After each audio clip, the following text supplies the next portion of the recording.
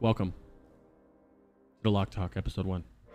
This is something Alive and I have been talking about for months. We've been wanting to do this for literally years, and we wanted to wait till the right time to do this, and the right time is now. Why? Because we've all four of us are prominent figures in the Warlock community. They are much bigger than me. They are much better than me. They're much smarter than me, which is why I got them here, okay? You guys know I'm just an ugly face that likes to talk a lot of shit and pump. They're the ones these are the guys who guide me on my path to being a Warlock. So we're all four of us are going to guide, hopefully, somebody into a better path than what they're doing right now, okay? We don't know how many episodes it's going to be. We're aiming for 4. We want to be as informative as possible. So we're not going to, this episode, we're not going to delve into leveling and races and shit like that, because all, 90% of the Warlock community all really care about is parsing, doing damage. What spec should I be doing this? What about Frozen Shadow? What about Spyfire? Is Fire Desher really the best? Is Shadow Desher really the best? Is Shadow Desher really Ash? What's up with Felguard? And how good is these nuts? We don't know. But we're going to delve into it, okay, guys? So, to start, our agenda today is we're going to shout out the Warlock Discord. Please say this worked. It's still working? All right, cool. It's still working. I can't tell if it is. We'll shout out the Warlock Discord first. And then we're going to go over the goals of this podcast, which are small. The guest intros. We're going to talk about the current state of Warlocks in TBC, dungeon specs, and then rating specs. And that's going to be all for this episode, because we feel like that's the meat and potatoes of Warlock right now. We're not leveling. We're done with that. We're trying to pump. Okay. So, first off, we weren't going to start without shouting out the lovely Warlock Discord, right? This is where you can find any and all information done by these guys, not me. I'm just like a face in there. They're the ones that actually do it. Rye and Jpaint are mods, Warlock trainers in there. They manhandle everything. Those are our big sim guys. Those are the two guys. When someone has a question of what build should we do in this, and what's the sim doing this, and what gear, that's who we talk to. Okay, that's where we go. And then me and Alive do the pumping. All right. I'm still just a Sag pleb in the Warlock Discord, apparently. Yeah. I'm gonna link the Warlock Discord real quick. We're gonna spam it. There's the Warlock Discord if anybody needs it. I can't keep spamming it, but Periodically, one of my mods in here, can spam it if you wouldn't mind. If you don't be so calm and do that. I'm drenched in sweat right now. So I'm in a garage. It's so hot right now. It's actually kind of fucking bonkers. That's the Warlock Discord. That's all. Shout out. So we're gonna get right into it with the guest intro, starting with Alive. Hit it, baby. Yo, what's up, guys? You see history of the game? Hit him. Yeah. So I've been playing the Naughty Boy private servers for quite a long time, like 6 or 7 years, mostly classic servers, but I've played TBC servers as well. Started playing in a guild in the earlier stages of the guild called XD, in the earlier stages of that guild, and they've done really well on private servers. And I used to play in Progress, still good friends with all the Progress boys, and have been playing World of Warcraft in general since the original classic WoW, the original launch of the game. So I've been a professional turbo nerd for quite some time now, and been rocking the Warlock for about 8 or 9 years or so. Okay. So what attracts you to the Warlock class, my friend? Like, what makes you go, hey, I'm trying to spam shadow bolts? Okay, so honestly, and this is going to sound stupid, but I think everyone can kind of feel me on this. So in retail, I used to play Rogue for quite some time. I thought Rogue and Wrath of Lich King was super, super fun, especially. But looking back at Nax Ramiskir, I always thought, man, I really wish I could raid 40-man Nax. I really wish I could raid 40-man Nax. And I think the Warlock tier just looks so good, man. The drip is just on point. So when I started playing private servers back in Phoenix Warsong, I was like, I'm going to rock a Warlock because I want to have that play card set. And that's honestly what got me started. But on another note, I really like playing these sort of like Lich or Necromancer type roll-in games where it's like, I'm not a big beefy boy that's going to come in and smack you with a two-hander. I'm the type of guy that's like going to slowly rot you down and there's nothing you can do about it. I like that kind of play style a lot. Okay. What's your favorite aspect of the class? Well, in TBC, and least favorite, yeah, both. In TBC, I gotta play with the thick boy, the fell boy himself, and of course, I think we all know in TBC, Seed just feels so good, man. I've got to say that seeding a pack, my guild is getting pretty annoyed with it because I'm in Discord going, I'm seeding, PI me, I'm seeding. So they might be getting a little bit annoyed with it, but man, Seed feels good. So that's definitely got to be a highlight of the class for sure. Okay. What's the least favorite aspect of Warlocks? the fact that I have to waste so many soul shards on other people and not on my own DPS. I mean, I know we're playing an MMORPG, right? But do I really have to help you get to raid? Yeah, I don't know. Maybe just show up on time. You know. Okay. Okay. Now, what's the biggest tip that you can give a future Warlock? Number one biggest tip, not 2, not 3, not 4, no, 1. One big tip. Oh, without knocking on any specs, just. I'm trying to tread carefully here. I would probably just say manage your threat the most appropriate way possible, and also manage your globals the most appropriate way possible. And I could go into a lot of detail into that, but you know, this isn't going to be a 69-hour conversation. Don't worry, guys. We will be covering every single. The next episode is parsing Per-BiS. We're doing everything that has to do with position, globals, where to fill in the globals. Everything that has to do with Warlock and doing damage is what we're doing. And your favorite last and like the most important question is your favorite spell. Spell or Warlock spec? spell. Warlock spell. Oh yeah, we can go spec too. What spec do you play?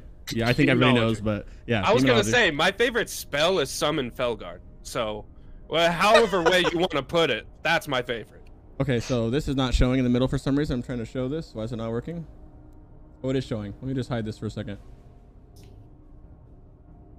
Well, are you trying to show my rank? I'm not ranked. I'm trying to show your parses, but it's not working. Okay, these are his parses, so people have some credibility behind them.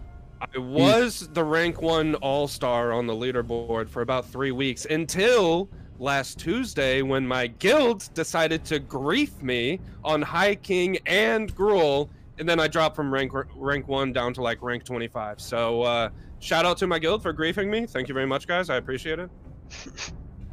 Okay. All right, there you go. There's a live. There's the first one up. I don't know why this is. I don't know how. I'm new to this podcasting thing, so we're gonna get some scuffage going. Oh, it's working cool. Next one. Let's go with Jpaint, my guy. Want to start us off with the history of the game? History of the game. I've honestly been playing World of Warcraft for about 15 years, since original TBC. Actually, it was my first introduction to gaming when I was very young, and I actually mained, I don't know if you can call it mained, I was, you know, a 10-year-old kid playing TBC, not really much to do, and I was playing a Warlock, so that was my history with the game. I've been playing private servers ever since. I played a lot of Classic, Vanilla. I also played a little bit of TBC and some Wrath private servers. Okay, okay. Now what attracts you to Warlock class, my friend? Honestly, the thing that attracts me to the Warlock class is the amount of min-maxing you can do for the class that a lot of people don't understand. A lot of people think, oh, you just stand there and press one button, it's not hard, blah, blah, blah. There's a lot of intricacies with the class that you can not exploit, but really min-max to perform better than other people. Okay. What about least favorite? Or your favorite aspect and your least favorite? My favorite aspect of the class is honestly the amount of utility you have, whether that be Healthstone, Soulstone, summoning people, or just the fact that in TBC you can play 5-6 different specs and they're all going to perform well. Some perform better than others, obviously, we can get into that later, but there's 5 to 6 specs that really are viable to play and you're not going to be a detriment to your raid. Okay. Least favorite? Oh, least favorite. Least favorite thing is not having shards, man. I get caught in that cycle of, you know, as soon as I get a shard, I'm shadow burning, and then I'm like, damn, don't have one again. And then people are asking for stuff. You know, that's the biggest downfall for me, is getting caught with no shards. Okay. And what's the biggest tip you can give future for Warlocks? New booty Warlocks. Stand still. The amount of people that I see that are spamming Shadowbolt, spamming Incinerate, and they think, oh, I just finished a cast, let me take 2 steps to the right, then start my next cast. Like, stand still. The only way you're going to do more damage is to cast more. Obviously move if you're going to die, or you're going to cause some raid mechanic to wipe your raid, but if you're stutter stepping in between casts, that's your biggest downfall. It always will be. Okay, and your favorite Warlock spell? I have a feeling I know what it's going to be. You know I got to hit you with the Incinerate, man. Incinerate. So just for those that don't know, you can guess that he's going to say he plays Fire Destro. So both him and Rai are Fire Destro Warlocks. So they love Incinerate. And we're not talking shit talking them. We'll get into specs. So that's a good thing. And Jpaint and Rye both are two of the top. They're the ones who control like the simming and all the new stuff. They're the ones who find the new stuff in the Warlock Discord. So big shout out, and I appreciate you guys coming. Okay, Rye, how you doing, Bubba? Alrighty. So for my history of the game, basically, I used to play up till mid-draft of the Lich King back then. So, well, mid-late. Kind of stopped when Cataclysm was announced, and only came back to the game for Classic. So, like, actually even fairly late in Classic, I think right before ZG, so I'm not even an OG boy, so that's a bit of a strike against me, but I think I kind of, like, made it up because, like, I've been clearing everything, and, like, I've been going into the nitty-gritty of Warlock, which, you know, what attracts me to it, well, there's two things. One is the free mount at level 40, like, because, of course, everybody's, like, going there saying, oh, I'm gonna be poor, so that's the first thing. But the real of a bit is, you know, kind of like Jpaint says, it's a class that it's very easy to play and quite hard to master, because, like, that's the meme, like, you know, you'll just press Shadow Bolt, and even that, like, is not true anymore. Like, we discover a lot of things. So I think that's really what also what attracts me. There's just a lot of things that you can tweak around and think about to be just a better player. And, you know, I'm not gonna not to trash too much the classic warriors, but, you know, Blood First Go Brr didn't just quite appeal to me. Yo, come on, we're in the Warlock Discord. We have so many Fury rerolls in there. It's pathetic. It's crazy. I mean, they chose the right class now, so at last, better late than never. Mm-hmm. True. What is your favorite and least favorite aspect of the class? So yeah, favorite is definitely like TBC is the Warlock expansion, right? So there's seed that feels amazing. There's so many specs you can do. There's, like, even half of the dungeon have something for you to enslave and play around with. Like, it's just a great time to be a Warlock. And also, of course, like, even baseline, you're just pumping. It's telling to think that I think at one point we were simming like just a complete meme of a spec that was using like drain life. And it was like simming better than like half the other classes in the games. So that's, you know, we're just there. We're there, we pump. The least favorite, well, there's too many of us now. Like, good luck. Like, you're just one of the many warlocks, so you just need to be all that much better, right? Yeah. Fact. And your spell? If I could, oh, sorry. Hit that favorite spell. Say, if I could interject for a second, I totally agree. There are a sea of warlocks right now, but going back to what you and Jpaint said earlier, it is super, super easy to just play a warlock. And I feel like a lot of people just play a warlock, especially all these reroll warrior Andes, and they feel like they're doing fine. But warlock really is hard to master because it isn't just, oh, life tap when I'm low, cast Shadow Bolt. Like, you can specifically line up your life tap globals to align with the ending of your dots, your damage over time effects like corruption and immolate. That way you don't necessarily clip the last tick, but at the same time you don't have a whole lot of downtime with it not being up as well. So like there's a lot of tiny micro transactions that you can do when playing a warlock that really make you shine above the other players. Sorry to interrupt you there. No worries. It's actually perfect that you say it right now, because my favorite warlock spec has always been life tap. Like, literally, that thing is a godsend. It helps you manage your time, so, you know, manage your, well, obviously your mana, manage your time so for the aggro, for the timing of the dots. It helps you manage your movement. That thing's like, it makes you coffee even. Like, we would just be shitty mages if we didn't have a life tap. You know what I mean? Yeah, let's be real. Really. No, honestly, yeah, that's like the defining lock spell for me, and I just love it.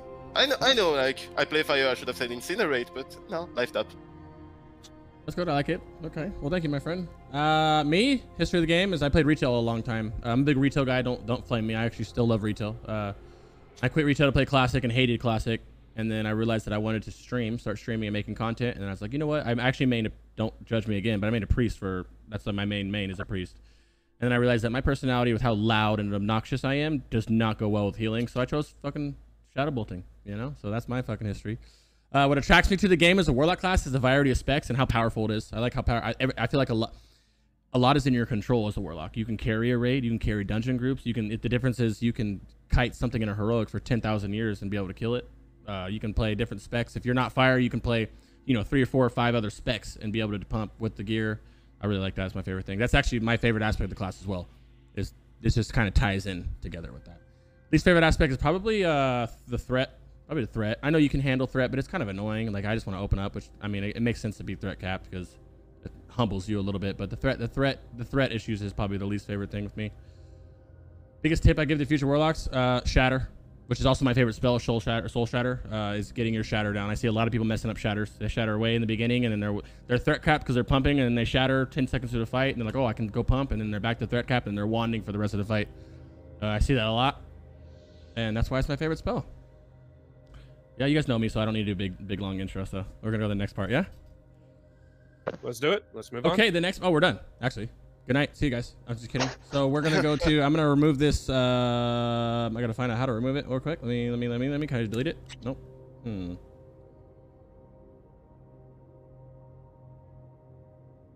Where's it at? I have no clue. Where is it? A window capture?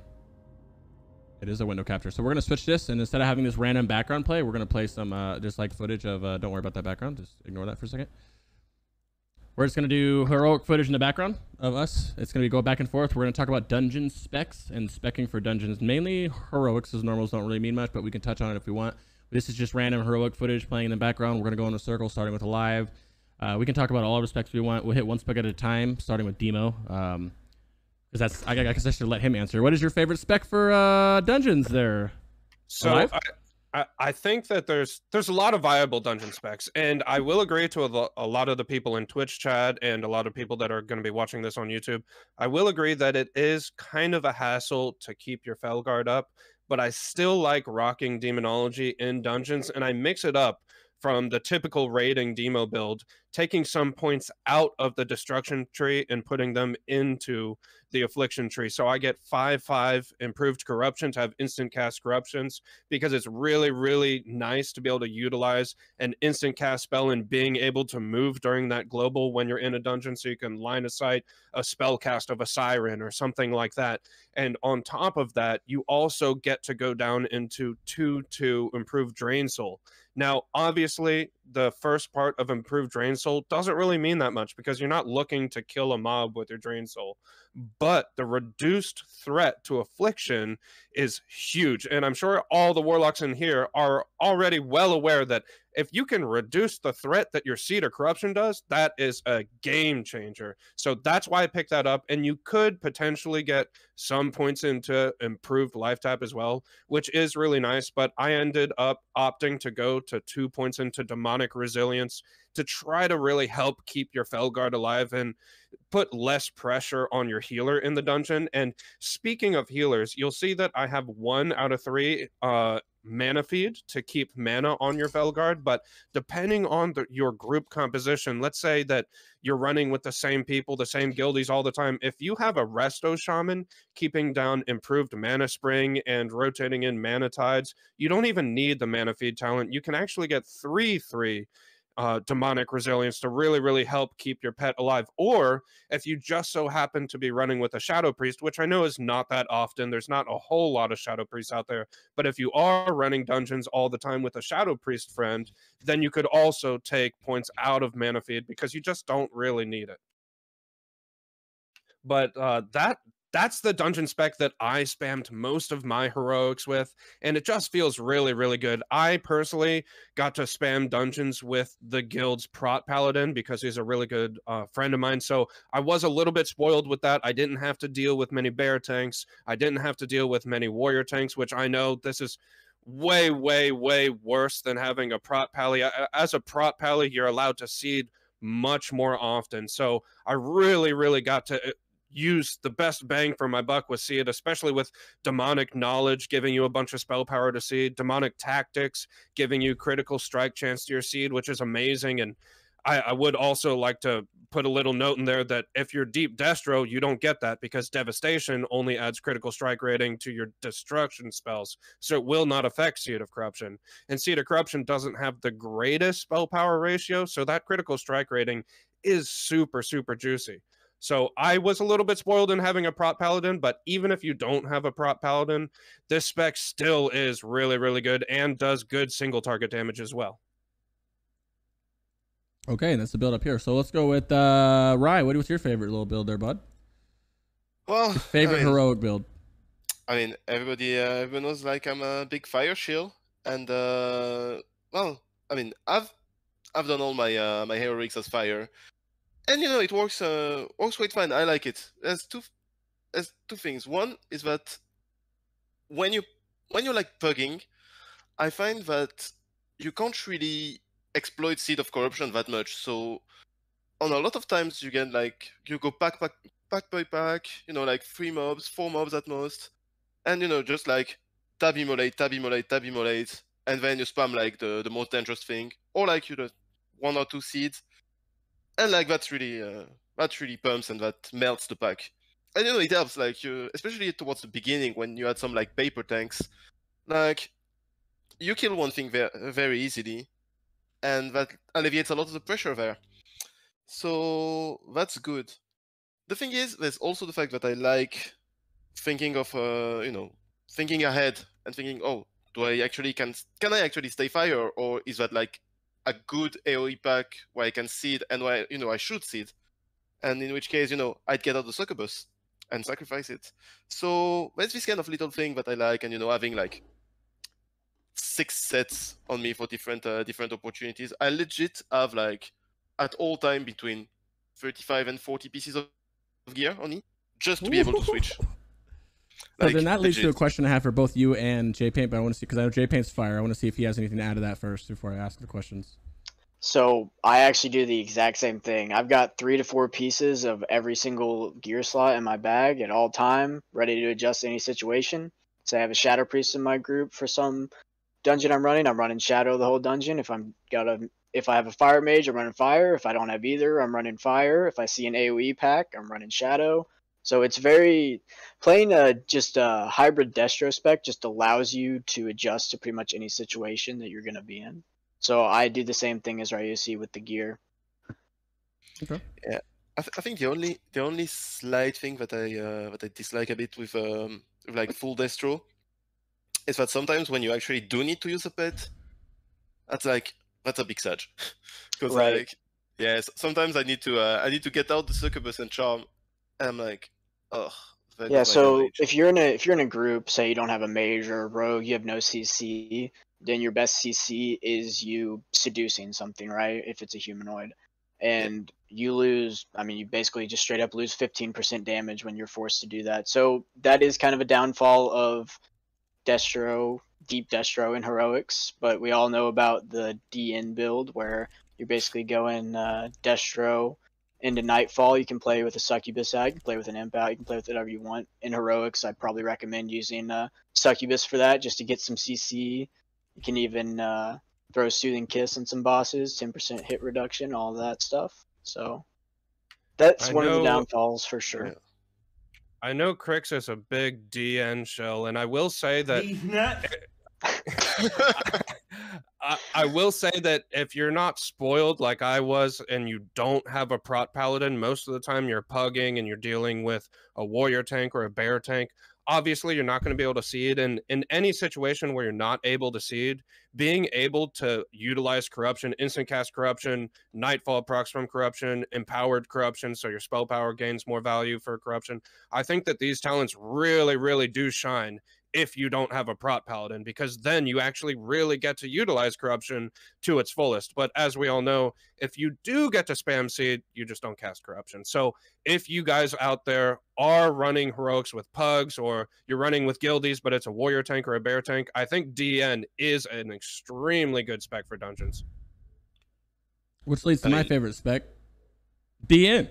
And I don't mean these nuts. I mean Destro Nightfall. This is this was shown to me. I thought this was a meme in the Discord that people were just trying to bait people into saying these nuts. And then Rye told me, he's like, no, bro, this is a real spec. Try it.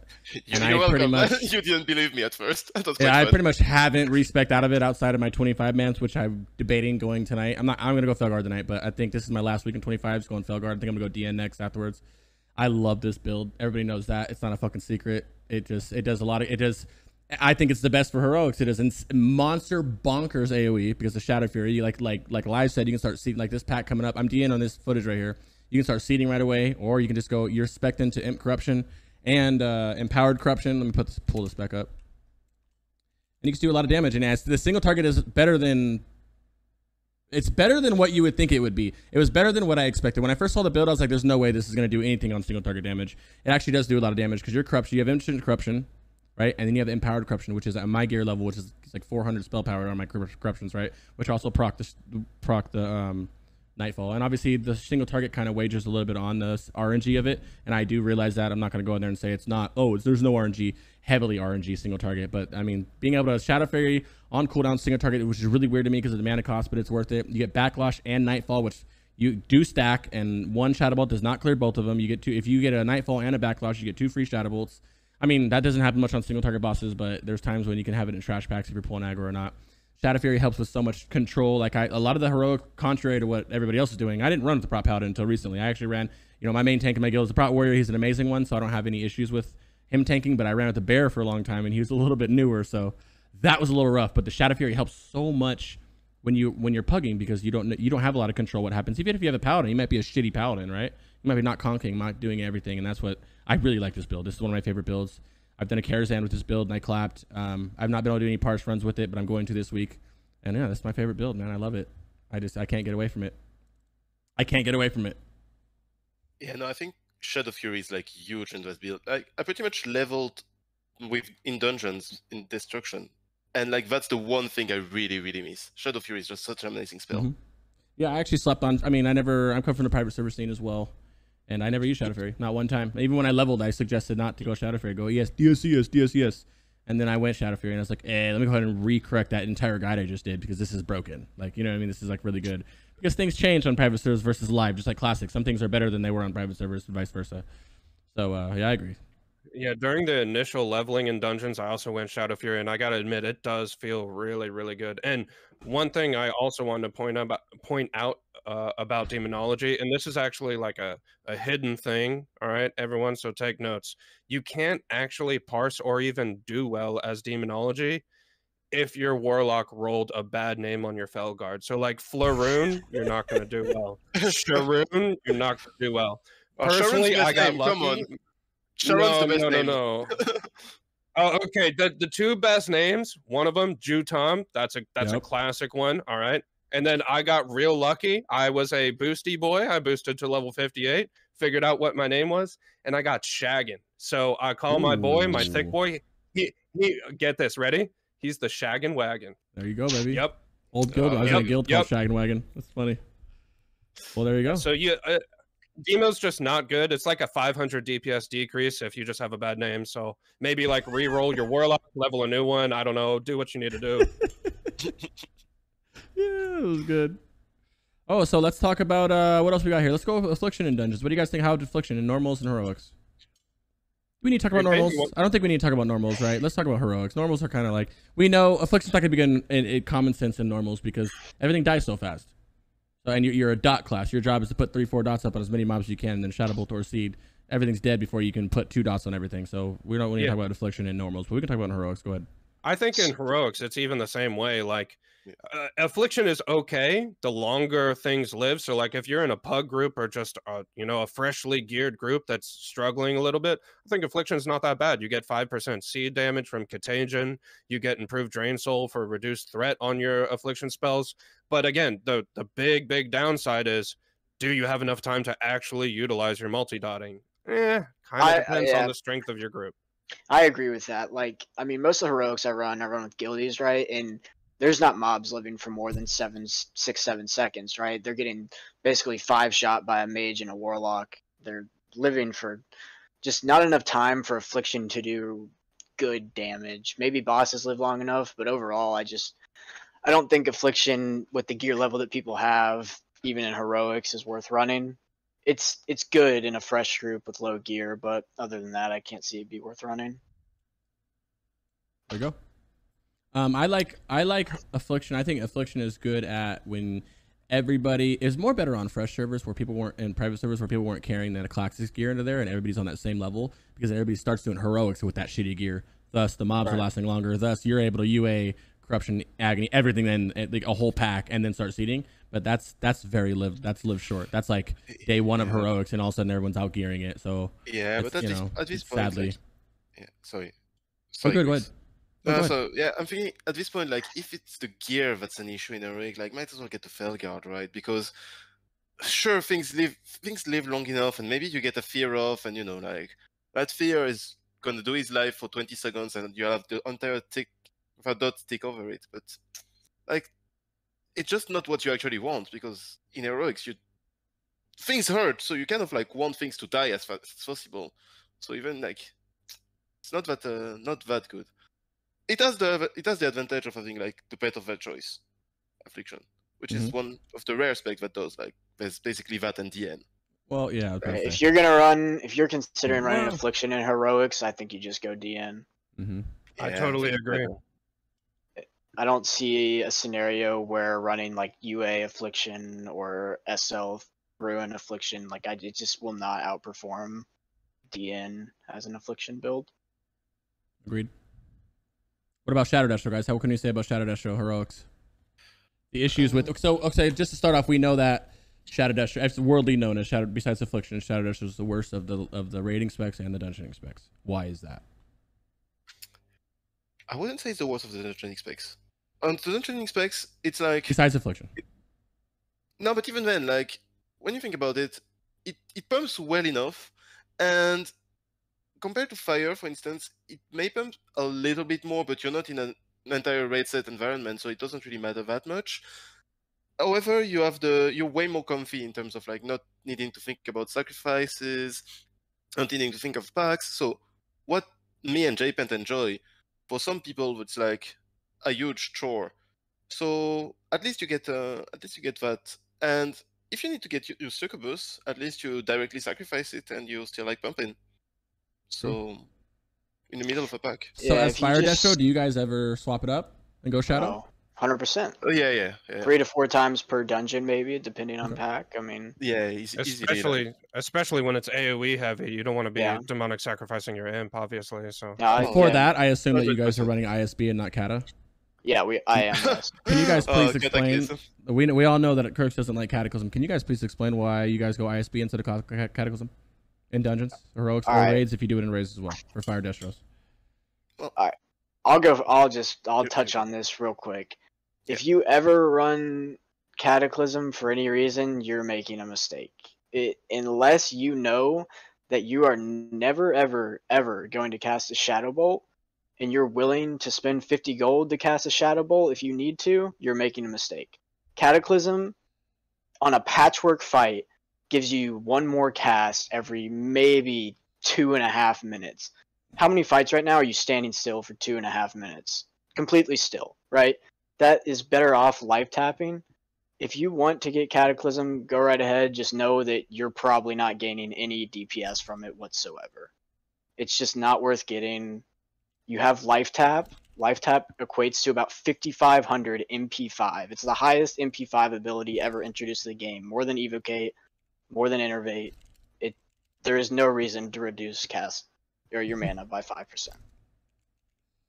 I think if you ever go Cataclysm, it would specifically have to be a patchwork fight, and even then, like it's like the most greedy thing you could go for a single target parse, and Yeah. even then, like, it's such a small impact. The fight would have to be a patchwork fight.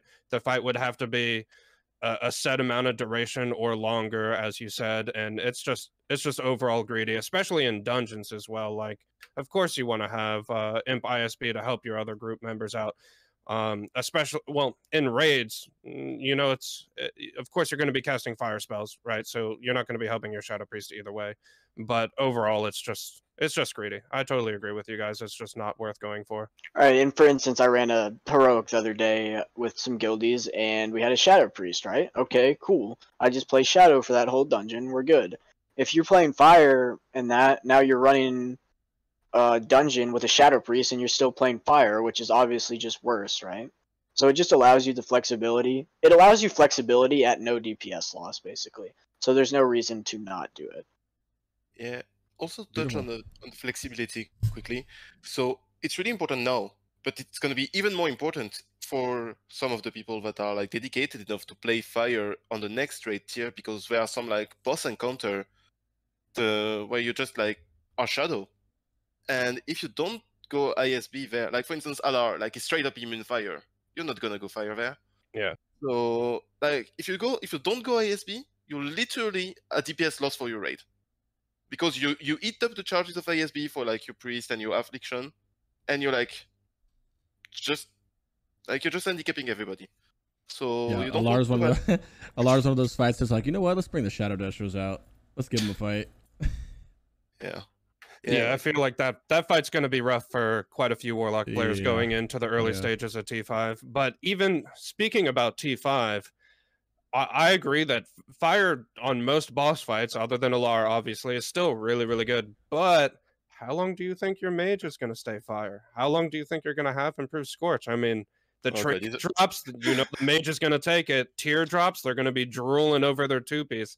I don't know, man. I don't have a lot of faith. I feel like the mages are just horny to start doing arcane as soon as they possibly can, which is a scary thing for fire warlocks. Oh, what's the validity of the worst discussion we could start with. Well, that's the biggest controversy ever. We set fire to 2 discords. Let's not touch on the math behind it per se. Let's say that it's a guild decision that needs to be made, right? If your guild decides your warlocks are going to be fire and your mage is going to be at least arcane fire in tier 5, then sure, play fire. If it's, you know, your guild decides your mage is going full arcane frost in tier 5, then obviously you're not playing fire. It's a guild to guild basis. It just depends on the decision your guild wants to make. I think that's the most politically correct way to put it. Yeah. But yeah, no, agreed. It's definitely, you need, like, I say that all the time in the Discord. Like fire, like with all its advantages, should never be the default choice. Like you need to make it an affirmative choice to know that you go fire. Like you can't just say, oh, I'm rolling a warlock, I don't know what to do, let me go play fire. You don't do that. I completely agree. The base decision for rolling your spec should not be fire. Fire is something that has to be discussed within your raid team or your guild to make sure that you playing fire is viable, right? You can't just say, I'm going to play fire even though we have a shadow priest but no fire mage. It doesn't work like that. You need to make sure you have the correct support within whatever raid you're doing, whatever raid group / guild you're in to play fire.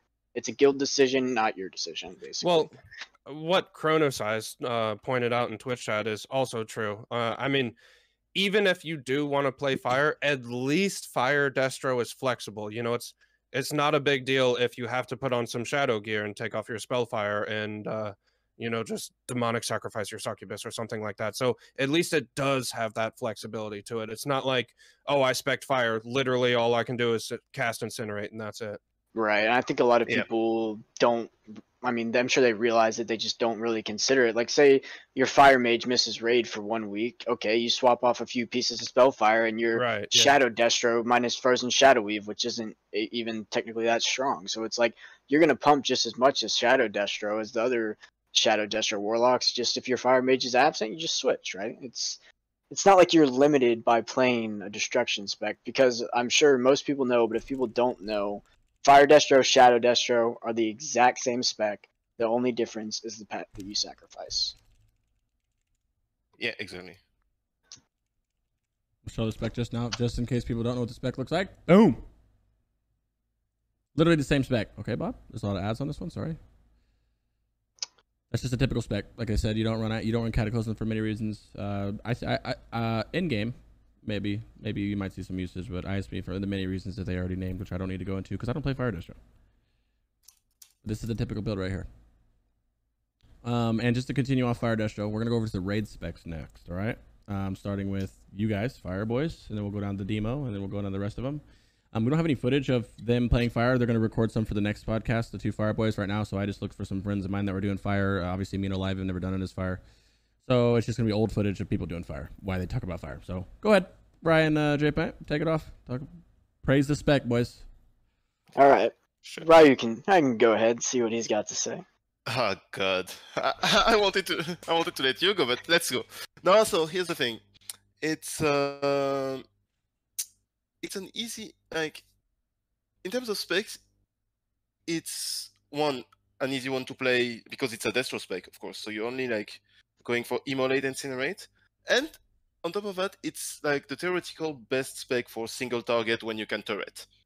So if that's what you want to do, and you know, like if you like optimizing patchwork things, that's definitely where it excels.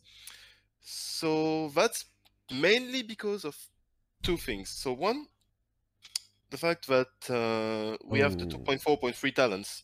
So Ember Storm is no buffing Incinerate by decreasing its cast time, which just makes Incinerate, which was already a fairly good spell on its right, like just amazing baseline.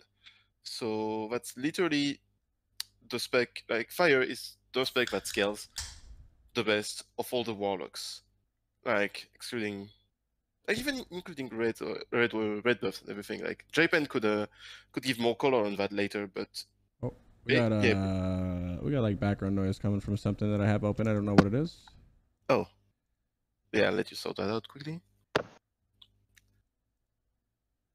But yeah, so to keep going, that's a spec that's like easy to pick up and that will pump if the conditions are there.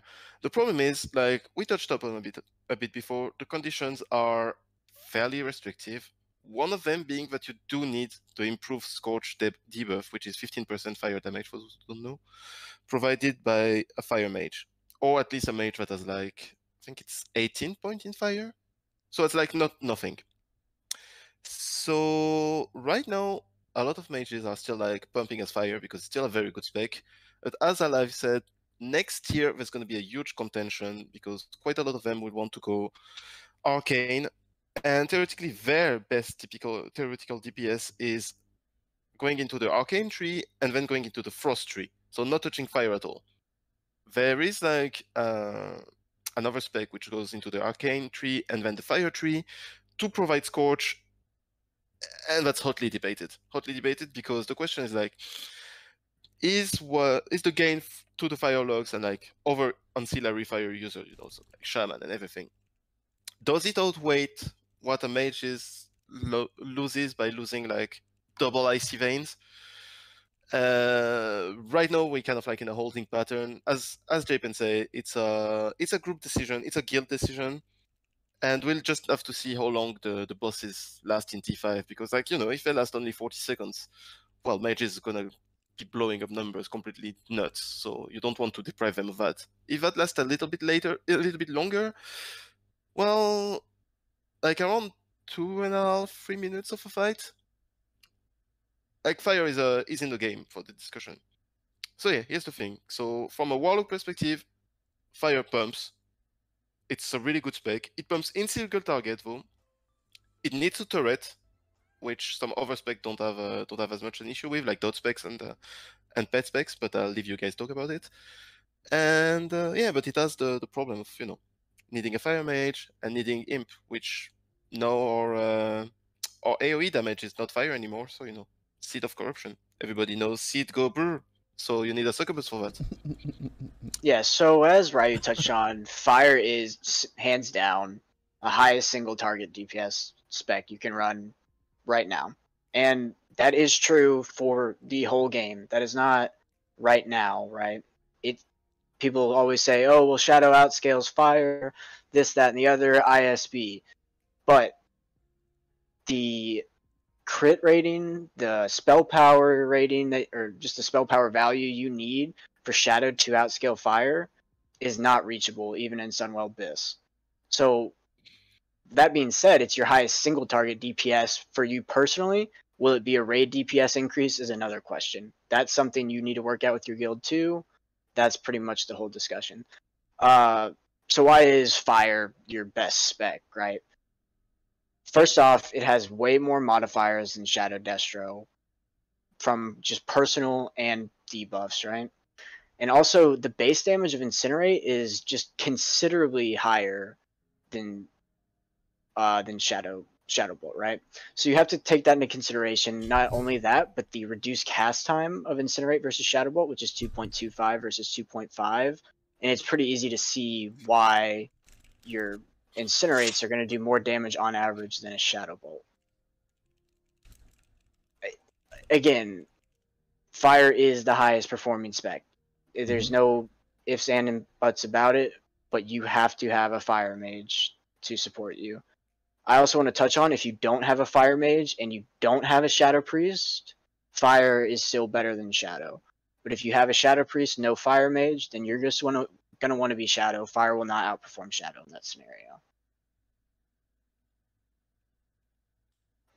I'm just pulling up random logs while you guys are talking. Ignore me. Yeah, you can look at the logs for yourself. You can look at Gruul, mag parses, whatever you want.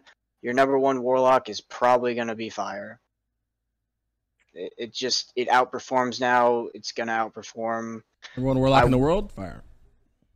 Yep. Currently, until next Tuesday. I will say, Yeah. Even until tonight when I go to raid, bro, we gotta watch out. Currently, Demo played correctly can compete for numbers against Fire Destro. When I say played correctly, I mean full raid debuffs, full armor debuffs, scrolls on your pets, exposed armor, cursor wreck, every single possible debuff possible. You need a survival hunter. You need maybe someone using annihilator. If you have all that, you have every possible blessing on your Felguard, everything.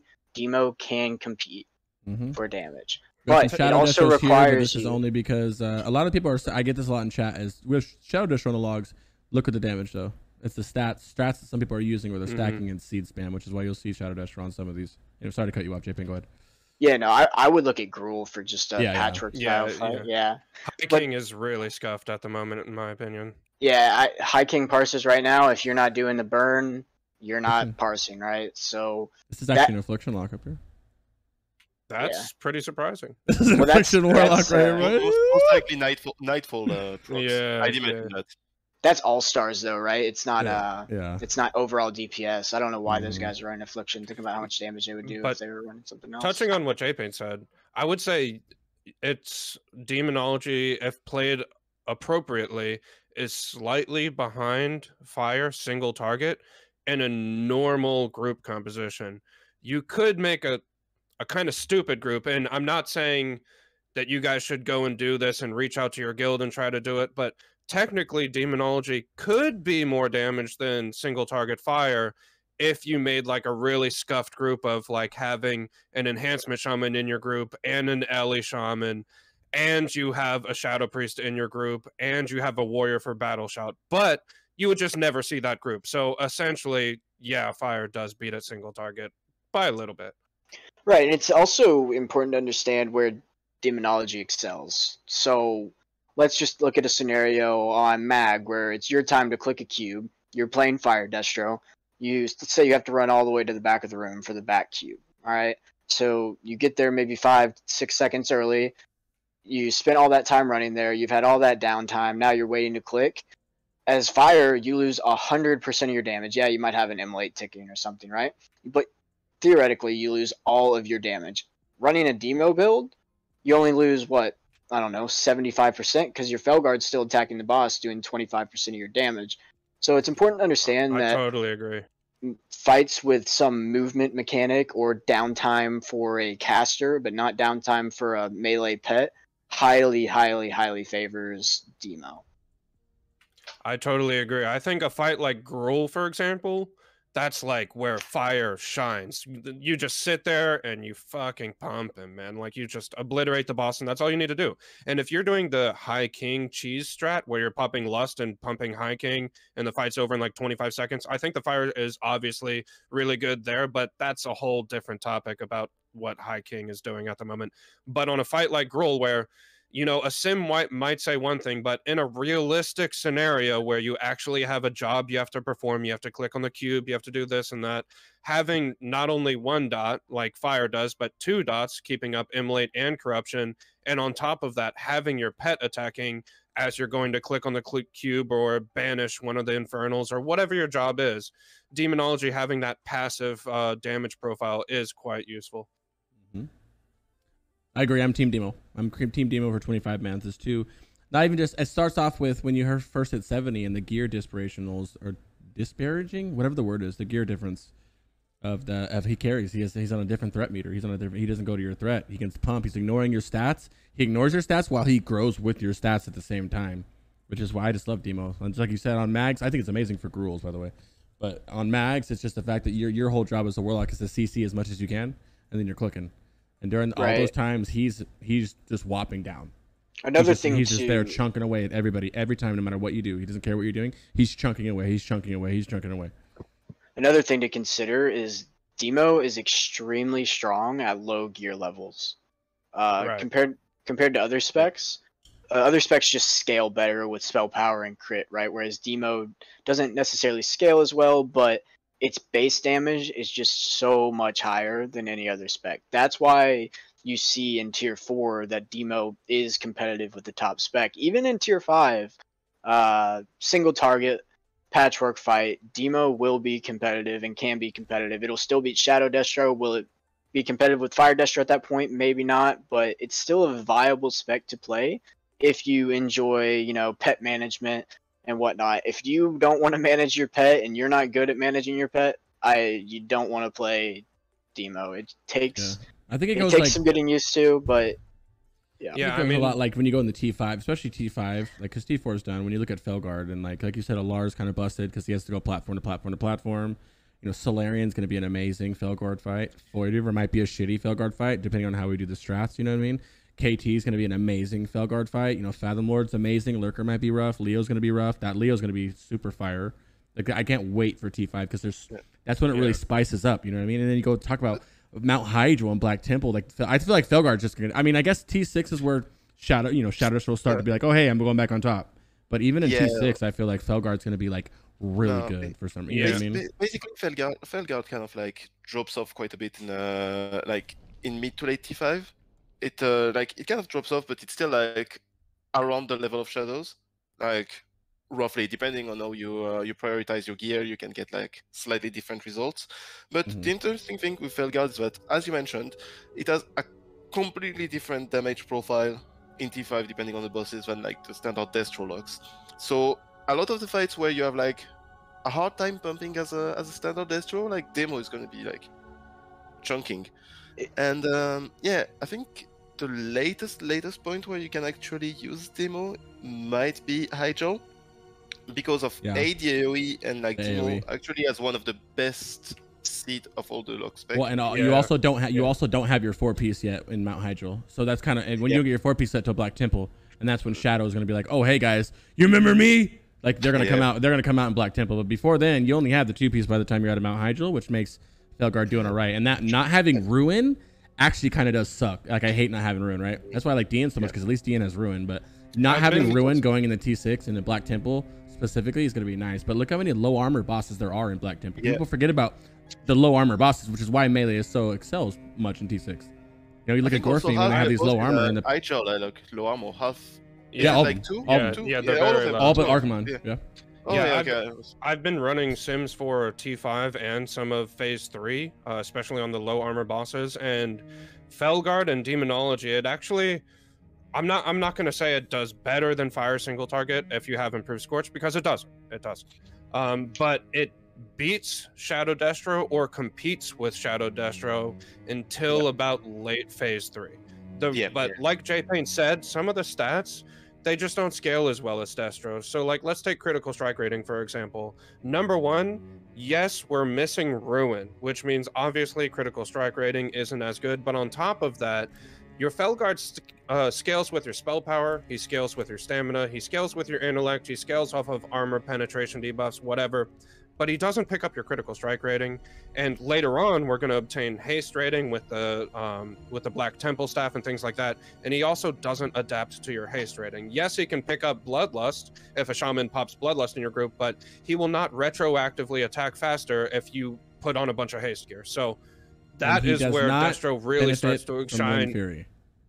Yes, he does not benefit. I'm only saying that because I get asked that all the time. So I don't know. I know it doesn't make sense, guys. But he actually doesn't have a weapon. Like he doesn't. He doesn't have it. He looks like he has a weapon, and he's hitting with this fucking weapon, but he's really punching. Like he doesn't have a weapon, so he doesn't get Wind Fury. Can't oil that dude's blade up or nothing. He also doesn't, like, pets don't have a haste score. So that means like Bloodlust and PI, which Oh, is like man. 30 Imagine and that. 15%, Yeah. is like what affects them. But drums Imagine don't. that. Jesus, man. Imagine a Felguard with haste, bro, and Wind Fury. I think Felguard He with Wind Fury would is do like, more his damage bats than would be Fury disgusting. Warriors. Yeah, Felguard Well- with Wind Fury, that would be disgusting, honestly. Even if you didn't give Felguard Wind Fury, if he scaled off of your critical strike and he had his own personal haste rating, I still think that would just be Oh yeah. huge. It would just be absolutely massive. You don't even need Wind Fury, but of course I agree. If you gave the thick boy Wind Fury, oh Man. my lord. If you get Why the bring a Chad warrior? Guard, Wind Fury, and haste, bro, he's gonna do more damage than the fucking Fury Warriors. I promise. Can we just give Warglaives to Felguard? There we go. Hey, no one's running rogues anyway, right? Stokes, if you're in here, I'm sorry, but I'm just saying. Okay, so just we can keep talking about Demo. I'm just gonna play this footage. This is Alive's footage from his rank 1 Demo parse. My Crix gaming thing is huge because Blame Alive, his camera is huge. I had to hide it. So yeah, keep talking. I just wanted to explain what this was. Well, let me premise this by saying this is, I think, 6 days or 7 days into launch or something. So this is no longer the rank 1 parse. It was, but not anymore. This was weeks ago. So I think I had like 1 piece of raid gear at this point, maybe. Oh, can't see the DPS meters though. Sorry, there's my fat face in front of it. Like, note that when it was to showcase his DPS, Crix moved me, but when it showcased yours, like, he put me back there. Yeah. That reminded me. Crix is willing to show off his Hey, own no, DPS. hey, I just wanted to hide the beginning because we know the first 10 seconds we're not pumping yet. Now we are. You gotta show a little bit. So this just goes to show how strong Demo is, even without, you know, a bunch of raid gear, a bunch of procs going off, just base stats. A lot boosted this character. I'm sure his gear wasn't insane at this point, right? And it just shows the capabilities of it. Yeah, most of this is just dungeon blues. As you can see, I have Robe of the Crimson Order because all I was trying to do was reach hit cap, right? So I think at this point, the only purple items I had was my helmet and gloves, and that's it. So yes, I had 2-piece, but nothing crazy. I didn't have shadow damage necklace from Karazhan.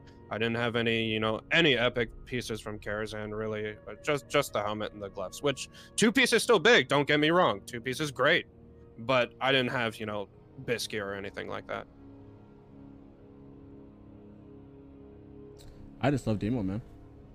I do too. And I wish that it scaled better with gear because it's by far my most fun spec to play. You know, we say all this about, oh, you know, Destro's a turret build and whatnot. I'm fine with Destro. I like playing Destro too, but I've played a lot of Destro and I've just been enjoying playing something else and having it actually be somewhat viable. Yep, exactly. I was gonna ask this question to you specifically. Like, we know that we love Warlocks. Me and Alive have been friends for a few years now about Warlock stuff. He's actually one of the reasons why I started making content on Warlock stuff in TBC. And I ask you the same thing. Why don't you play Fire? I don't play it because I don't want to always have to be Fire. I know you can get side pieces, but I didn't enter TBC with, I did quit Classic, so I didn't enter TBC with 50k gold. I entered TBC, I walked through a dark portal with 400 gold or something like that. So like, and had been farming up all my stuff for my tailoring, and I can't afford to do Spellfire and then Frozen Shadow even back and forth. And I just like being able to vary, like I can play Felguard tonight, or do I want to play DN? Do I want to play Shadow Destro? Do I want to do anything? That's why I didn't go Fire.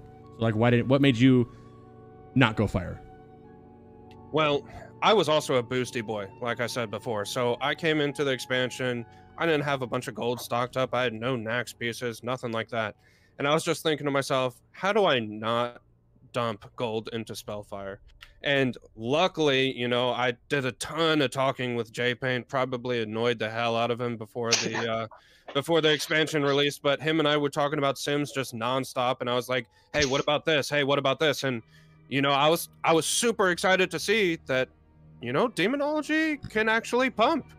You know, not only in phase 1, but potentially in phase 2 as well. Now, I will agree in T5, you know, Felguard is a melee boy. Yeah, he has intercept, but there's just any movement fight, like the Alar platforms or anything, he's not going to be good at. You know, it's the same thing with warriors and rogues and all that. You know, if there's movement, it's not going to be great.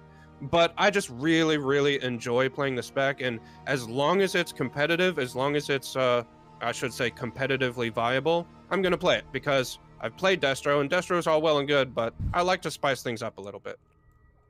Right, and I think that's a lot of people's attraction to demo is, you know, you're not just standing there.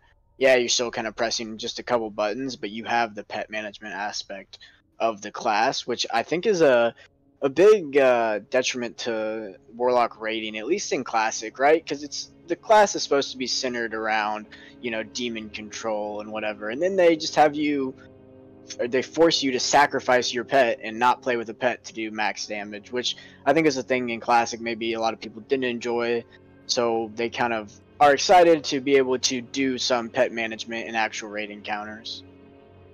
Yeah, I totally agree. I mean, Blizzard made this class with it being really heavily focused around, you know, you can summon demons from another world and blah blah blah, and then just to go and sacrifice it. I mean, I'm not talking shit about any Destro players. You know, Destro is all well and good, but it just kind of takes away from the class a little bit. So if Blizzard gives me the chance to play with my demon, I'm gonna play with him.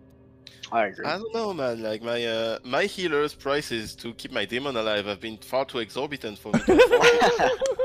Why did I pay one of my healers enough. tonight? I did the same thing. I was like, yo, I will pay you gold if you keep my goddamn Felguard alive tonight, please. Well, just tell them that's how they parse, man. I can make my Felguard tank damage if you want to heal it. Fell armor. Well, you could also maybe lie to them a little bit as well, but you know, what's a white lie every now and then, right? Oh, I love it.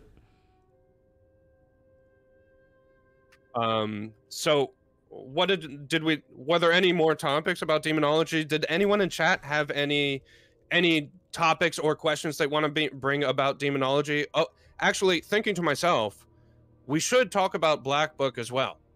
And Black Book is how I don't have it. So I don't have it either. I've been doing it every week, and I have a lot of people in my Discord asking me, is Black Book necessary? Like, can you just not run demonology if you don't have Black Book? I don't have it. Crix doesn't have it. We're still pumping. Is it good to have it? Sure. You know, you can pre-pop it before you go into a fight and swap back to whatever trinket you're normally using, and your Felguard will keep the buff. So it's just a DPS bonus. You know, it's just a little bit of icing on the cake, if you know what I mean. So let's talk about how big that bonus is, right? Let's say in all normal practices, you pop Black Book, you send your Felguard in and start a fight. The buff is 30 seconds. Let's generously say you're getting 25 seconds, right? On a 3-minute fight, you're talking about total DPS, maybe like 12 to 15 DPS increase. So it's not like you not having Black Book eliminates demonology as a spec you can play. It Right. is just a free damage buff, but it does not make or break the spec by any. Right, by you're any totally means. right. Also, Go on. sorry. Yeah, no, I was gonna say when you do the burn strat on things like King Mulgar, you pretty much like have 100% uptime of this thing, which is like super huge Well- when you're like chasing the parse at its maximum. But yeah, normal, it doesn't make or break the spec in any normal environment. Well, if you were to do the burn strat on Hiking Mulgar, if your guild is getting like a 50-second kill time, then I would say, yeah, it's good to use because you can pop it, pre-pop it, swap to Icon, and then you'll be able to use Icon too after it comes off cooldown from the Black Book. So if you have like a 50-second kill time, it's good. But if you're like in one of these top guilds, like some of the #1 parses right now are like 16-second High King Mulgar.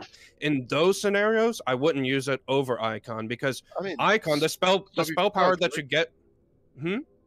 I mean, keep Icon, but swap it, for instance, to Quags. You can't pop both at the same time. Right, so using Black Book will put your Icon on cooldown for Correct. 30 Right. seconds. So that eliminates your ability to use Yeah. it during. You're right. Yeah. So like if you were to pop Icon, for Right. example, the spell power that you get from the Icon usage will also give your Felguard attack power. Will it give as much attack power as Black Book?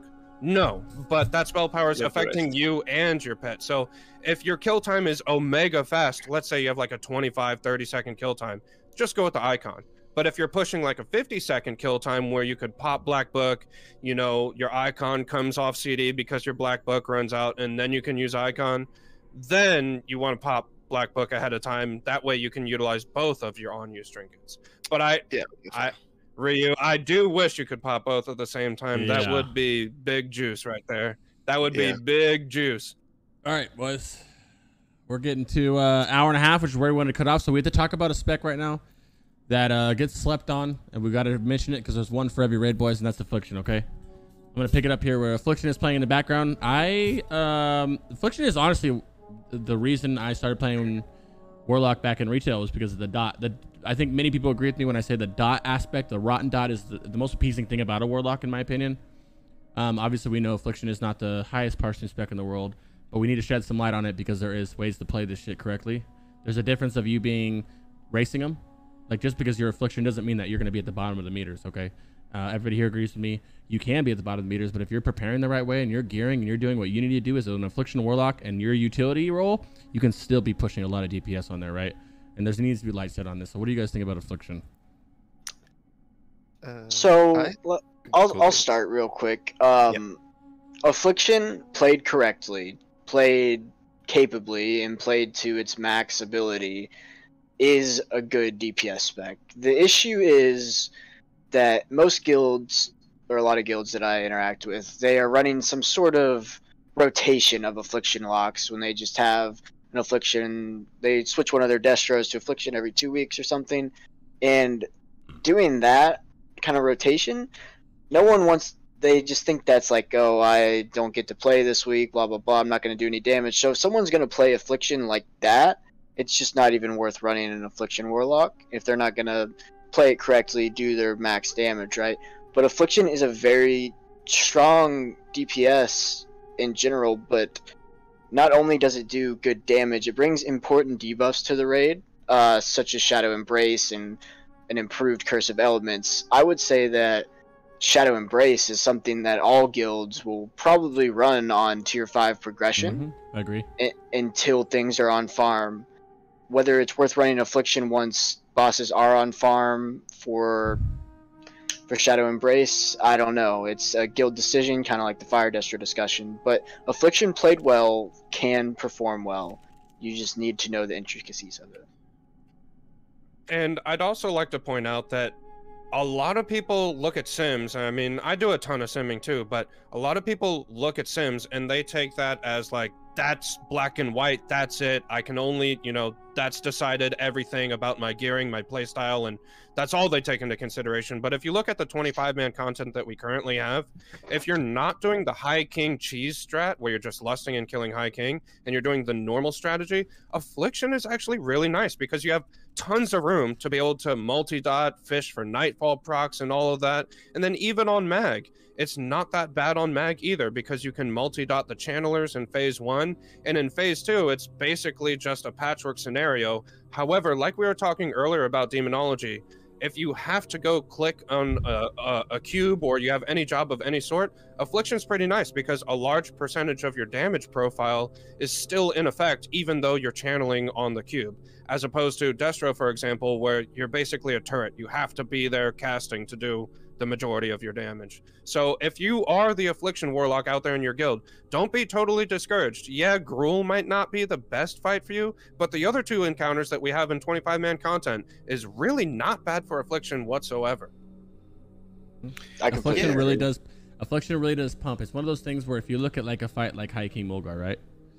I know it sucks. You don't get the Doom. A big thing is that you don't have to Doom your Curse of Elementing, right? As an Affliction lock. I look at it like, even myself, I'm in a guild with a lot of Warlocks. There's a lot of Warlocks. Yeah, I'm talking 7, 8 Warlocks. Yeah, we're running splits and stuff, but like still, I opt to do, we rotate. Like I'll gladly play Affliction. Yeah, I might not pump as hard as it fires, but having an Affliction Warlock, a confident Affliction Warlock who can pump is a drastic difference from a Affliction Warlock that is miserable being an Affliction Warlock because like they're not trying hard. They're just there to put up Shadow Embrace and Malediction and Blood Pact. Like, yeah, but but if you really SM Ruin and you're really watching your dot timers, there are so many of these fights, like a High King Mulgar, yeah, you're elementing, but guess what? You can get 2 Dooms off. Gruuls, yes, I get it. Mags, you can get a Doom off. Phase 1, you get 2 Dooms off, right? You might not be able to Doom the second one, but you get to get some Dooms off. A lot of fights are like these where you can actually get Dooms off and still pump. Like, don't be discouraged if you have to play Affliction because you can, like, yes, you're not going to keep up with Felguard. You're not going to keep up with Shadow Dash. You're not going to keep up with Fire Dash or DN or anything like that. But you can still impress people. You can still make those guys sweat. Damn, this dude's fucking kind of pump it a little bit. Like what? Like you want them to say that, and it's a good look for you and your GM as well, your raid leader as well. Like a lot of new Warlocks say are applying to a guild, who has 3 other Warlocks, but they've been in there for a while. So, oh, I'm the new Warlock, I guess. Okay, yeah, you can be in the guild, but you have to be Affliction. And oh, okay, I guess I'll be the bottom spec. Show them that you are the bottom spec, but you're not bottom of the meters. You should never be bottom 15 as an Affliction lock. There's no way. Not right now. Right now, you could still be top 10, top 7, 8, 9, or 7, 6, 5 right there just as Affliction by pumping. Like, you're not going to be the bottom of the meters. Yeah, you can be, and people see that a lot because they don't know what they're doing, or they're just so like, oh, I'm just going to put a dot up and keep some corruption up and let my imp pump. Like, there's ways to play Affliction where you're going to still be like top 10, like, where it's still good DPS, which people are like, oh my god, this is pretty good yet. And like you were saying about the whole guild aspect, you could be a little political about it too, because, and I know this isn't anything about Sims or math or whatever, but a lot of guilds want to have an Affliction Warlock, and you could be a little political and say, yeah, I'll be Affliction for phase 1, phase 2, phase 3, no problem, guys. But you know, when T5 comes out and you see Fang of the Leviathan drop, maybe I get a little priority coming my way for playing the Affliction spec for the raid. You know, play the little politics role a little bit. Yeah. Also, I think one thing for Affliction, like, is fairly slept upon, is that, as I say, it's easily the most in-depth spec of all Warlocks, rotation-wise, and like compared to the others, even Demo is like, it has the pet, but it has like 2 dots and then Shadow Bolt. Like Unstable Afflictions are like 3.5 dots. Well, basically there's Simulate, there's Corruption, there's Unstable Affliction, and there's Siphon Life sometimes. And that's the thing, like, if you really want to go into the nitty-gritty of it, you can really extract a lot more value than just you know, getting into it and just and half-assing it. So, and I think especially right now, because the gear is not that huge in terms of, you know, scaling, as Affliction you can have some pretty surprising results. Like, basically at its maximum, theoretically right now Affliction can beat Shadow, and I'm not even talking about mechanics, right? Because as everybody said, like, you go clicking a cube, Fire Destro as Immolate, like Shadow Destro maybe as Immolate, like Affliction has like half of his damage going. So it's really just it can be a very interesting spec to play, and with very good results even. So people just like think of it as the bottom feeder spec, just support spec, and they don't think that, like, you're still a Warlock spec, you're still fucking pumping, right? So as long as you're playing a purple boy, you're owning. There you go. no, exactly. My advice in regards to Affliction is I would never force anybody to play Affliction. The raid DPS or raid damage loss is not going to be significant either way at this gear level. And as gear progresses, it's going to become even less. I think I ran something for my raid the other day, and it ended up being like a 30 DPS increase to run this Affliction lock. Are we even going to notice that 30 DPS difference? No, the standard deviation. I mean, if you get clapped, yeah. If the tank is clapped, yeah, you will. Right. Shadow Embrace. Right. If you're one of those guilds who are a little bit not struggling, but you kind of like, you're squeaking your way through mags or gruels, yeah, you will. Shadow Embrace. But of course, if your guild is fine, you're killing bosses, your tank isn't getting one shot, he's not getting clapped. If someone doesn't want to play Affliction, I would not force them to play Affliction. It's just not worth it for somebody to not enjoy playing the game for your raid to do 15 more DPS. Well, if they want to play Affliction, that's great. They're going to do it to the highest extent, then have them play Affliction, that's fine. Affliction can also be kind of awkward, like, going forward with gearing as well, because it kind of runs into the same problem that Demonology has, and that's that your dots, the main profile, the main damage in your profile of damage, they don't scale with haste, and they can't crit. So yeah, you could say, oh, well, if you get haste, you get faster globals, but it doesn't scale nearly as well as it does with Destro. So going forward, it's not like you can say, oh, well, I'm just going to gear all spell power, because we don't have this perfect world where you can just choose to not get crit gear and you can have all flat spell power gear and you can just gear however you want. You know, there's only a set amount of gear. You can't change the stats on it. There's no way to change the stats on it. So you're going to end up getting some haste. You're gonna end up getting some crit. And even though the spec doesn't scale well with it, you just don't have any other choice. I completely agree. Very true. I agree too, my man. Well, guys, I think we made it past our first episode. Anything else you guys want to add about anything? Do we want to grab some questions from chat before we cut out? Let's do some. So we're aiming to be 1.5 hour episodes, and we're gonna do this bi-weekly. We might do the second episode next week because it's gonna be about rating as well. So it's gonna be like a parse guide kind of. If you guys, I know there's questions asked. If you have questions regarding some shit, if it's just questions regarding general Warlock things, my stream is gonna keep going. I have raid in 45 minutes where I'll be raiding as Felguard 25 mans, so I can answer any questions. If it's anything related to Rye, Alive, Jpaint, Fire Destro, anything, shoot them now. Shoot them now. I think we have the first one right here from Sauron. He's asking if I'm going into Kara for the first time and I barely have hit cap, or even don't quite have hit cap, what spec should I be running? And I'm just going to start it off by saying you probably don't want to go AF because of short burst fights.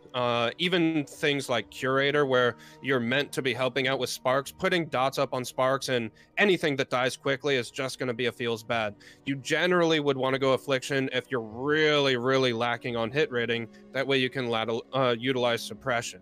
We're talking like fresh 70 type shit, by the way. Right. Like, even then, because it's only on your dots, right? So yeah, let's delve into that a little bit, because I get asked this a lot. Affliction. When should I be Affliction? When should I switch? And I'm gonna tell you guys, typically fresh 70, I'm Affliction not that long. I'm Affliction until I get Spell Strike. Usually once I get Spell Strike, I'm already swapping out. Usually once I'm UA for maybe one cycle. As soon as I get 10% hit, I switch to 10% hit on. 10% crit on character sheet, not counting totems. So character sheet, I switch to SM Ruin, and then right after I get any kind of spell strike or crafting done, I switch out of it. I never look back. What about you guys? If from a pure damage perspective, never. Never. Kind of, yeah. Really never. If you're looking max damage spec that you have available to you at any point, Affliction is never gonna be your maximum damage spec on a single target fight, right? And even if you just hit 60, like Robe of the Crimson Order gives you 30 hit rating. It doesn't cost that much. You can even buy a cloak with hit rating on it.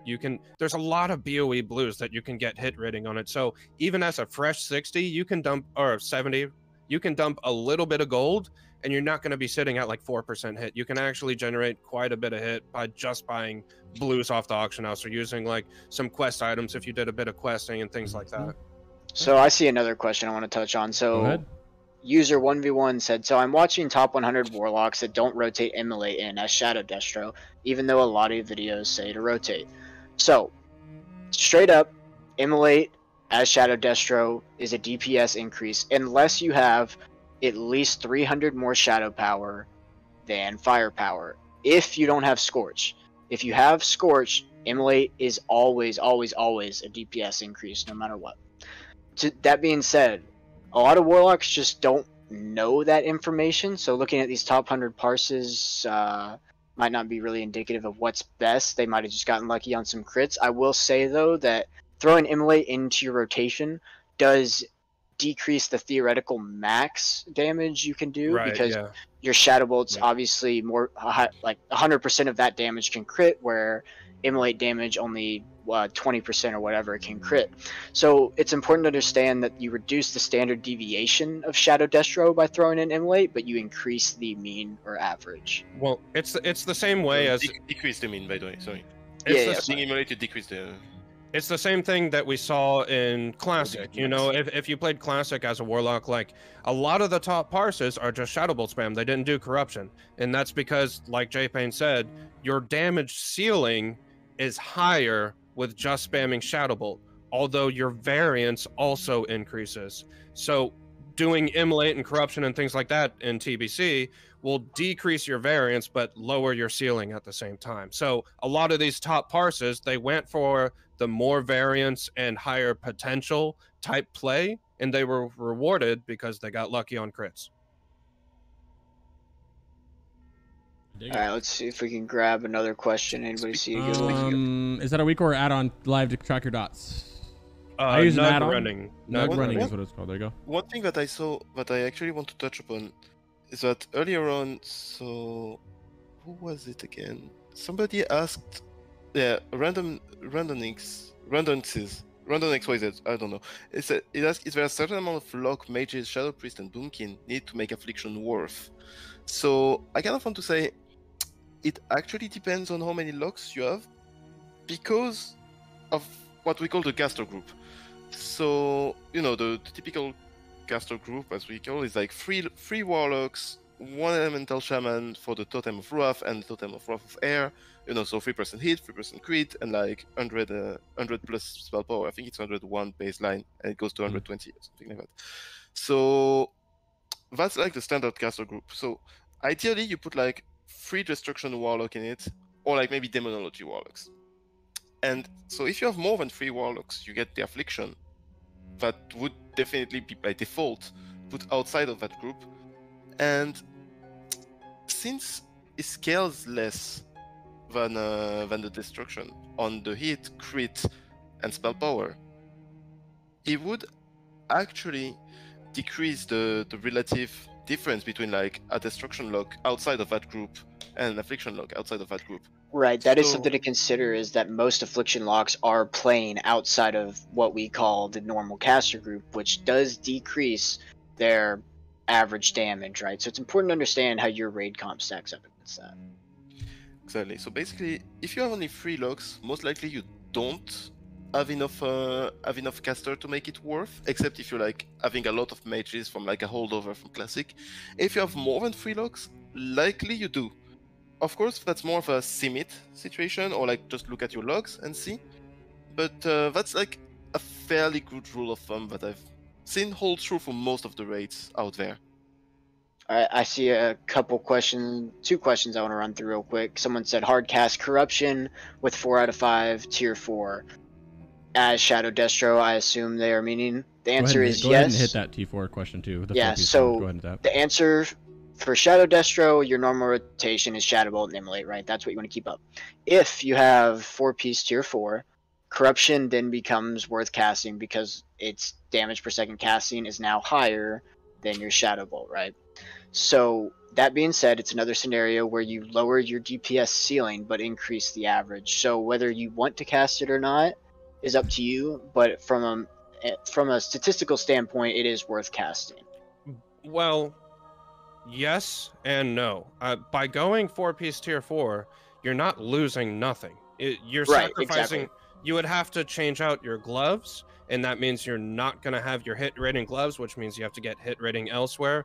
And if you swapped out your pants, let's say you didn't run Spell Strike, you're missing out on a triple gem socket. So yes, it does become worth casting, just straight up hard casting, but it's not like you're losing nothing for going 4-piece in the first place. Yeah, which is where I kind of want to take it back off that and say that I think 4-piece T4 is worth running for Felguard. I don't think it's worth running for Shadow Destro, because in this opinion, and in the situation that I'm in currently, I have 3-piece. I'm running 2-piece helm gloves, so I would have to sit Frozen Shadow Wave chest and shoulders for 3 seconds on emo and corruption. So that's another Simit scenario where it's like, is what you lose from wearing tier 4-piece worth gaining that bonus? So it's very individual based on the gear that you have available to you. In full BiS, tier 4-piece, like you can build a set with tier 4-piece that does more than not using 4-piece. Whether that's going to be the fact for you and your current gear level is another question. I would recommend simming that with one of the sims available in the Warlock Discord currently. But typically, yes, if your best gear set is using tier 4-piece, you cast Corruption. Another quick one, Destro Pot or Mana Pot has more value during Bloodlust. So, interesting topic, pretty straightforward answer. If a Mana Pot saves you a stationary life tap, so time that you could have been casting a Shadow Bolt or Incinerate or some dot, Mana Pot is always better than Destruction Pot. If you have some downtime to life tap that Mana Pot wouldn't really save you a cast, then Destruction Pot is better. But typically you probably are going to go not during Lust, but need to tap during Lust, in which case a Mana Pot is actually going to serve you better. I think especially if you're lusting into seed spam, then mana pot is huge. Yeah, Because 100%. seed spam, you're gonna run out of mana in an instant, especially if you have quags proccing and all that good stuff. Correct. Yeah, definitely. I'd say that even though it's very tempting to go destruction potion, and actually, it's in terms of stacking CDs. Generally speaking, you can stack. You should want to stack haste with every spell power / crit increase, and if it's not haste, you kind of make them sequential. It has less of an increase, like just because of how it works. Like for instance, if you have like 2 spell power like Blood Fury and a trinket, and you just have them, like in a vacuum, it doesn't change much stacking them or putting them one after the other. If you have haste in there, you do want to stack them. However, as I mentioned, mana is a consideration, and lust is usually long enough that you actually want to tap in the middle of it. So mana pot tends to be the better choice in lust.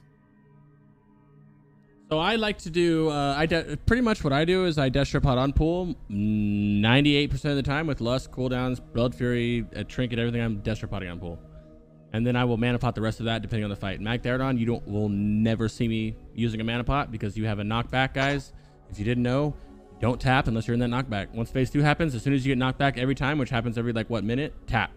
Other than that, I like Mana Pots. I use more Mana Pots than I use Destro Pots, other than that fight. And that goes the same way with T5. There's fights where you get to so much movement that you don't... Anything where you have a lot of movement and you know it, like Mags, you have so much movement. Even Gruuls, you kind of have a lot of movement too. But that's kind of got to be careful because what if you get a cave and you dome yourself? But anything with a lot of movement and you know in your head, like, I have so much time to tap, Destro Pot.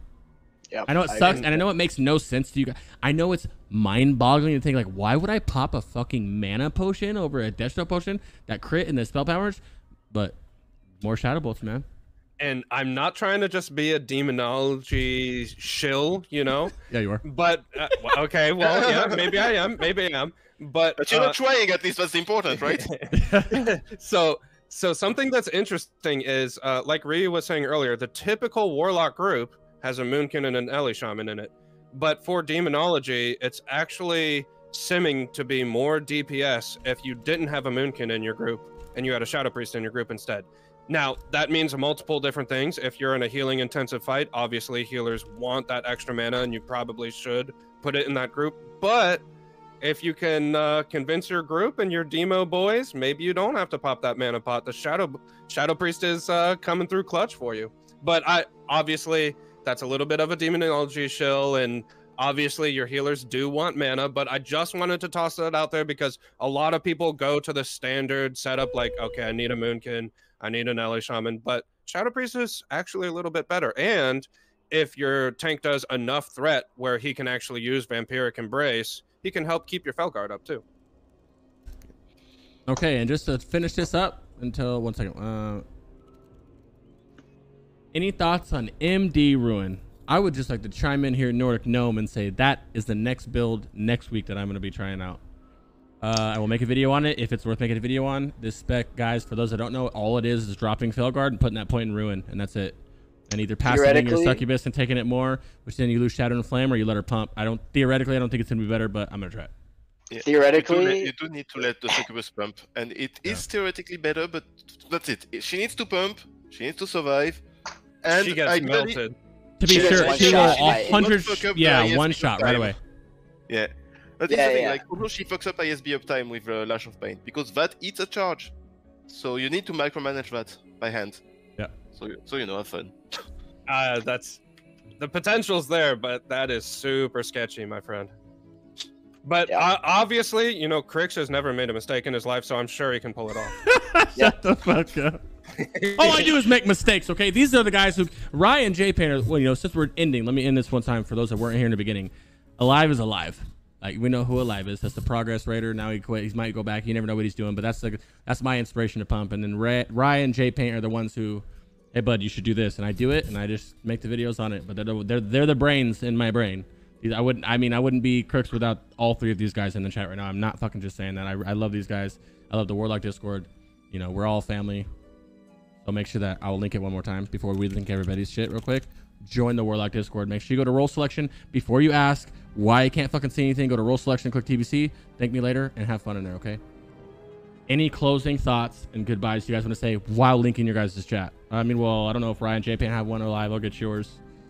So just as a closing, in the Warlock Discord, when you guys are playing on your server, when you're playing in your guild, you know, we memed and we make jokes and we have fun and whatnot, you know, just, you know, teasing each other, making some banter, but and no sword. all of the Warlock specs are good, and I don't think that you should shit talk any Warlock player or any Warlock in your guild or on your server or anything for playing XYZ spec. You know, there's multiple different specs that you can play, just like Jpaint said when we first started the podcast, and there's a lot of specs that are viable. Maybe they might be like 20 DPS different or 30 DPS different, but there's a lot of viable specs. So we might be teasing each other here and there, but let's try to not shit talk each other and say like, oh, you're not fire, what a loser, or you're shadow, what a loser. I mean, we're all playing the game, we're all purple boys, we're all family, we're all, you know, part of the Warlock community, and we're pumping, man. This is our expansion, this is our time to shine. So, you know, let's have a good time and do it. Big Rai, what do you got to say, Bubby? I mean, I disagree. Of course, my spec is the best there is, and it's no, your spec is shit. No. It's objectively true. No. I mean, I completely agree. Like, that's our time. We're definitely a community, and we just want to like grow together. That's the thing. Like my story is like I came from basically nobody, just lurking over there, like lurking in the Discord, finding things. Oh, that's interesting. Let me just put on a spreadsheet and see. And well, no, I'm invited to. I'm sorry, not shit talk spec, but you know, give my opinion. So that's the thing. We just want to be there to help, and yeah, that's what they're there for, man. Like before the Warlock Discord even decided to do TBC, all four of us we made our own Discord. TBC was strictly for TBC back when we were all doing private servers to make sure everybody had that knowledge out. Unlike Classic, where we came in a little blind. That's what we're all here to do, man. That's what the Discord's for. That's what all this information is for. Is to kind of correct a lot of false information that has been out there, or not necessarily completely false, but also a lot of unknowns. We're just trying to get that information out there and provide the knowledge that we've accumulated over the years. So hope everyone enjoyed the podcast. Thanks for having me, Crix. I appreciate it. Oh, of course. We'll be here next week. So guys, we don't know if we're going to come next week or the 2 weeks from now. We might do next week because it's going to be another rating episode. We're going to go over parsing per boss. We're going every single boss in Karazhan, every single 25 boss, taking our perspectives on each. As you know, we have 2 demos in here. We have 2 fires in here. I will be representing the DN next week. We have a live on the demos and the 2 fires here for when we go next week. So we might do one next week a little bit earlier, bro. But that's it for the first episode, guys. It'll be on YouTube. I'm going to trim it down. I'm still streaming because I have raid in an hour. So stick around. I'm going to be 25 manning as Alive, as in Felguard. I gotta try to catch up to his parses. Yeah, I gotta try to catch up to his parses. The corrupt loot council. I see all those purples on your character, man. I see it. I see it. You're making me jealous, man. I'm sitting over here with like gimp, stupid, like I got like dungeon gear, and you're like full BiS. I mean, yeah. Well, I would just like to say that it's right to be corrupt. No. Yeah. I don't even have 2-piece, dude. Come on.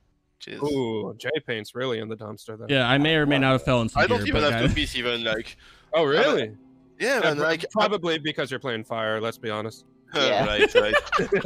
I managed to be like I think the lowest geared warlock in my guild, so you know, happy for the boys. Maybe. Let's get it. All right, appreciate brothers, it. we'll see you guys tomorrow. I'm gonna continue my stream, so just leave the chat and then we'll do it. People who want to continue to remain while I pump, go ahead and do it. If not, then we'll see you guys next week, man. We're gonna post this to YouTube. Alive, please post to YouTube too if you want. Obviously, just trim it down. I'll send it to you. You can post it. Jpaint, I don't know what you guys plan on doing, but you guys can have it, post it, do YouTube. You guys should because you guys are big brain. And then that's it, my guys.